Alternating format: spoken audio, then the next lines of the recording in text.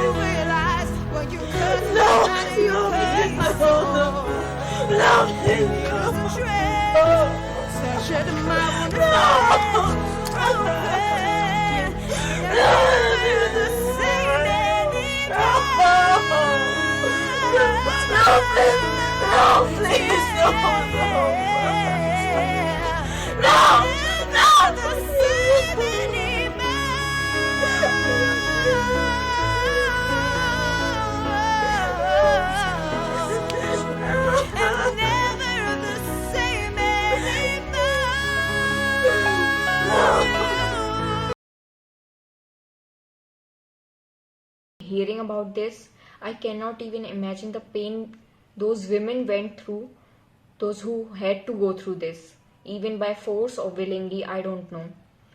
Like, people say that God is the one who created us, and then on the other hand, they are saying, those who believe in this, they say that it is some unwanted piece of mass in a female's body which has to be cut off. Like, if your God is the one who created us, why will she or he will leave some unwanted piece of mass in a human's body? And the second point they state is that women do not deserve pleasure. Why? Is physical intercourse meant just for male and not for female? It is very shocking to hear that in the 21st century this thing is still going on. It's not only painful but so unhygienic. It is a senseless tradition which is still going on in our society and which has to be banned. Religious reasons. If we talk about Muslims, there is no mention of this practice in Quran. However, it is done by citing a religious basis which is not even present in the first place. Imagine being a girl and put under a knife and you don't even know what's happening with you. It is a clear and cut violation of human rights. It's a violation of a woman's body. It is a practice which needs to be stopped, which should be banned. This is associated with cultural ideas of femininity and modesty, which include the notion that the girls are clean and pure after removal of body parts that are unclean, unhygienic. Many countries have banned this cause it leaves like pain, shock to young girls, and we cannot imagine the pain. Survey 77% have female genital mutilation, and of the women with daughters, 34% have had their daughter undergo the harmful procedure. FGM is not a claustrophobic abuse of human rights that significantly harm the physical and mental health of millions of girls and women. This is also a drain on countries' vital economic resources. The physical and the physiological consequences, as Amnesty International put it, have turned female genital mutilation into an act of violence and torture against women and children, and an abuse of human rights and gender equality. Therefore, it is essential for governments to continue to take an action on the matter.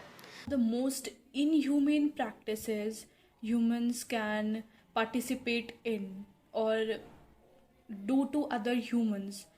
We know a lot about male circumcision or penile circumcision, but not everyone knows about female genital mutilation or female circumcision, because male circumcision, although doesn't have as much complications as female genital mutilation has, but we know because men let us know. We don't know about female genital mutilation or FGM because females don't want to tell about their private parts. Females don't want to tell about it or the pain that they felt while FGM was done to them. As far as I know, FGM is done to women's clitoris, which is considered as a extra part of body which doesn't have any function.